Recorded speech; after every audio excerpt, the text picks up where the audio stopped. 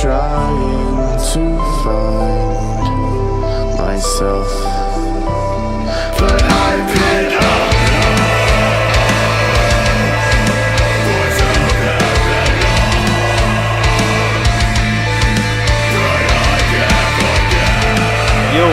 Yo, all you freaks and geeks. Man, it's been a while since we've done one of these Q&As. I do apologize. I have been extremely busy. As you can see, we've got ourselves a new banner for both our streams and Q&A videos. Hey, let me know if you guys want one. I made it myself. It's not too hard to do. Maybe I'll do an instructional video on how to do it for yourself, because I know there's a ton, and I mean a ton of you YouTubers out there. We're all trying to grind out a piece for each of us, right? So let's get right into the Q&A. I know it's been a while, so I've got quite a few to catch up on, so let's do this. First one comes from MLG Spectrums. Have you ever had a near-death experience? You know, in fact, I have. It was quite a few years ago when I was a lot younger. I was stupid. Young and dumb and full of cum, as they say. I did a thing called blotter acid. Some of you may or may not know what that is. It is, a piece of construction paper, basically, that has LSD or acid dropped onto it or dipped into it. And God, it was one hell of a night. We had probably one of the worst trips I've ever had, and I believe, if I remember correctly, that is the last time I ever did acid. Actually, was after that. I mean, that scared the crap out of me. We had everything. It was like an episode of The Hangover 3 or something, or Hangover 4, between the four of us that went out and did this. I won't go into too many details with that, but the very next day, I had an experience with what I felt was almost dying. Now, some of you may or may not know, but they use rat poison as part of an ingredient for acid. So, let this be a warning to all of you. Don't do acid, kids. Don't do it. It's not good. It's not good for you. It's not healthy in any stretch of the imagination. The original intent behind LSD was for interrogation purposes or finding out certain things. This is back in the 60s. I don't know exactly when, but it's just not something you need to be doing.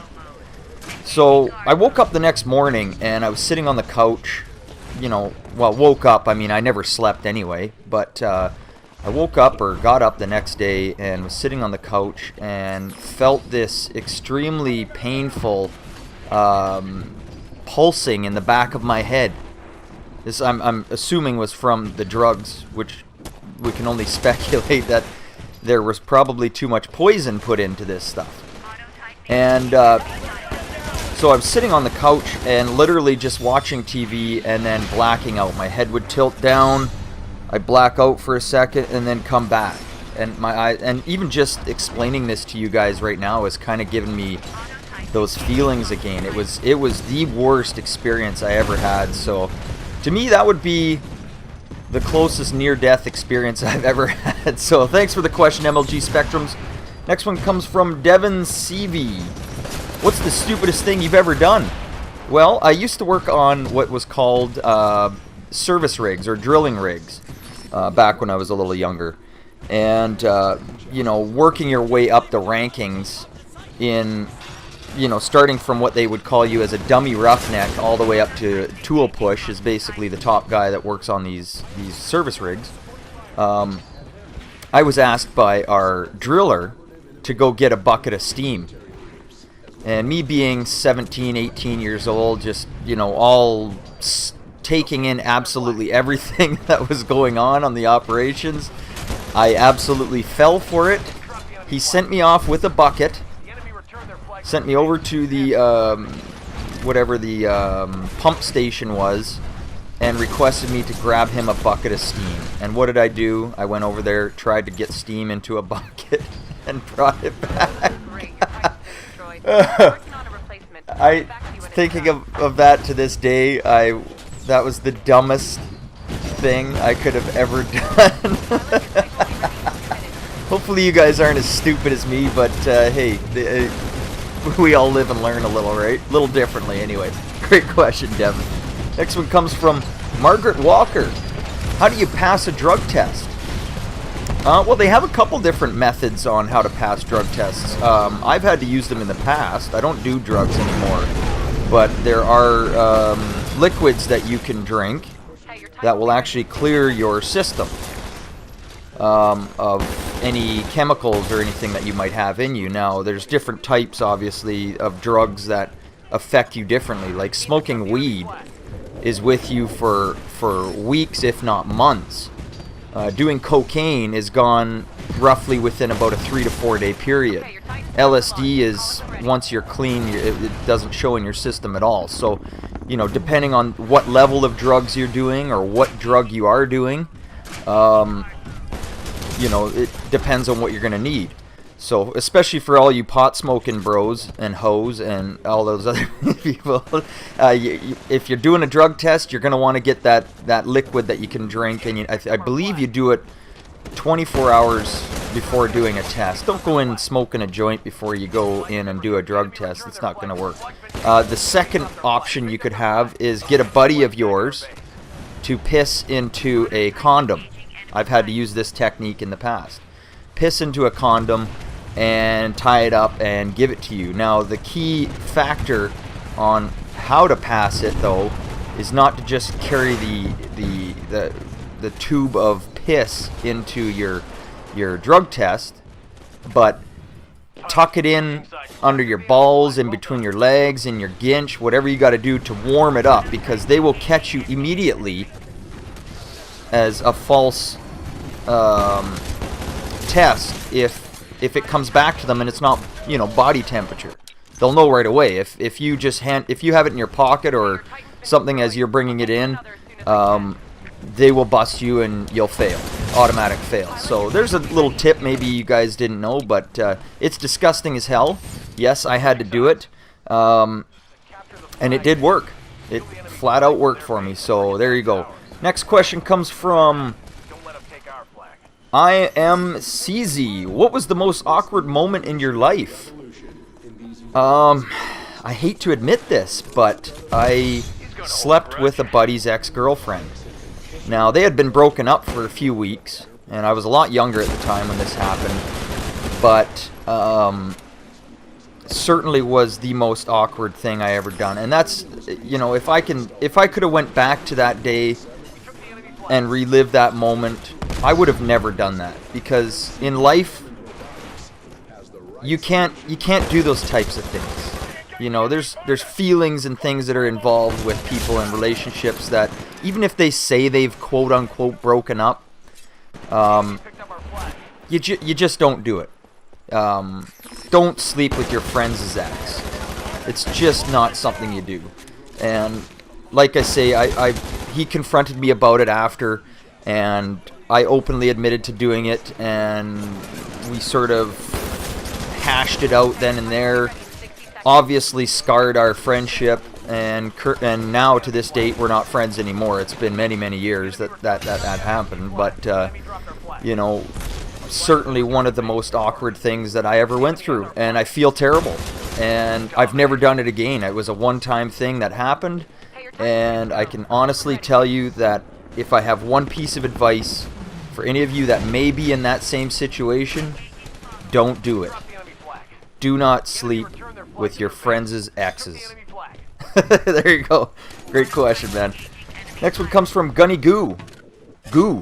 Gunny Goon. Oh my god, I've seen your name before. What the fuck? I can't get that right? Whatever. What beer do you drink when you make your videos? I am now converted to, some of you people in the other countries that may be listening to this probably have never heard of it, but it's just straight up, it's called Molson Canadian beer. I was never actually a fan of that. Kokanee beer was actually my drink of choice back when I lived in another city than where I live now. But believe it or not, elevations make difference on a taste of a beer. And I am first person to learn that depending on where you drink a beer makes a huge difference, because Molson Canadian, for instance, back where I used to live, tasted like horse piss. Now where I drink it now, it tastes fresh as as can be. And so, you know, I've converted to Molson Canadian. If you guys ever do get a chance to come to Canada and have a nation's beer, that would be, to me, considered the nation's beer. I mean, it's Molson Canadian. How much more Canadian can you get than that? And yeah, I'm Canadian. So, you know, let's just get over that, guys. Don't worry about it. I got an accent. Have I said A at all in this entire Q&A? No, I haven't. So, whatever. Great question, Gunny Goon. Thanks, buddy. Next one comes from Alex Roland, 99. Here's your question. What type of software do you use to upload videos to YouTube with? HD-PVR software not included. Well, I upload directly to YouTube. I don't have any software. I use in my post edits, I do use this program called Sony Vegas 12. I've actually purchased it. I'm one of probably the few YouTubers who have actually spent the $400 and got the legitimate copy. So, you know, I pride myself in that. I'm not one of those pirate whores, but a great software to get familiar with. If you guys ever have a chance to use it and you are a YouTuber yourself, I highly recommend Sony Vegas. And I've got 12. It's their latest edition, Pro, of course, and works great for me. Make the video, upload it directly to YouTube.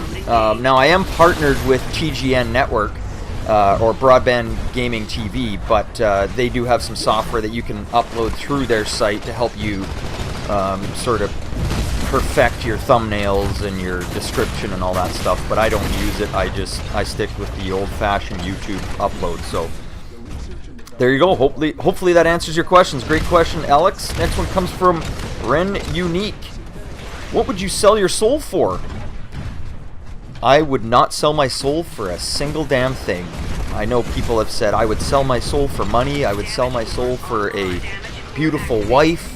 I would sell my soul for, you know, world peace. Actually, no, you know what? Now that I say that, maybe I would sell my soul for that. World peace. I don't want to sound like a tree-hugging hippie here, but that would probably be the one thing that, you know, I would love to see. But, you know, there's too many people in this world, so there's nothing we can do. I mean, that's hands down. That's the problem with what is wrong with this world today. There's too many people. And that's why countries like China put restrictions on how many babies you can have and what kind of babies you can have, male or female. It's sort of sad, but it's the truth, you know. The population of the world, just even from the 60s, I watched that movie Inconvenient Truth with Al Gore. I don't favor any which way whatsoever, but the hard facts are back in the 60s there was less than 4 billion people, I think, in the world, and not even 40-50 years later now we've ballooned up to over 6 billion in the world.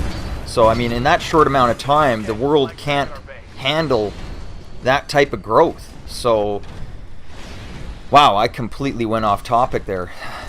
Selling my soul for world peace. There you go. That would be my one and only thing that I would potentially, off the top of my head, think I could do. So, great question, Rend Unique. Thank you. Next one comes from Delator361. What's the craziest thing you've ever done? The craziest thing, geez, you know, I don't really look at these questions and come up with fantastic ideas. I try to run off the cuff for you guys. So, the craziest thing I have ever done. Okay, here's one. Me and 4 or 5 buddies packed into a Mazda 626, just a 4-door sedan car, and we took it off a jump where we had a buddy at the top of the hill. At the bottom of the hill, you could get a good 60-kilometer-an-hour run, or 30-40 miles an hour, whatever you want to call it. And we would hit the top of this hill and go flying through the air about 50, maybe not 50 feet, probably 20 feet in the air.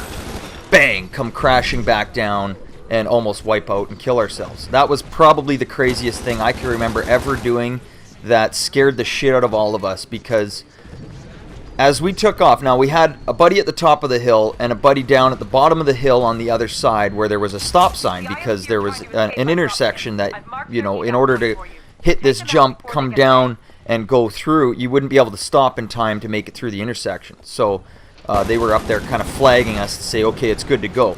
So I pin it off the bottom of this hill, come flying up over the top. We come crashing down. All four, what do you call them? McPherson struts go shooting through the wheel wells of the car, and we damn near wipe out and kill ourselves. So that was certainly one of the craziest things. But there you go, guys. Another Q&A done. Hope you enjoyed it. If you were mentioned in this video, make sure you leave a like and subscribe if you haven't already. I know most of you that have got me on Twitter are doing it at this point, so great to hear from all of you. I appreciate everybody's input, and we'll catch you on the next one, guys. Have yourself a good day. All right, peace.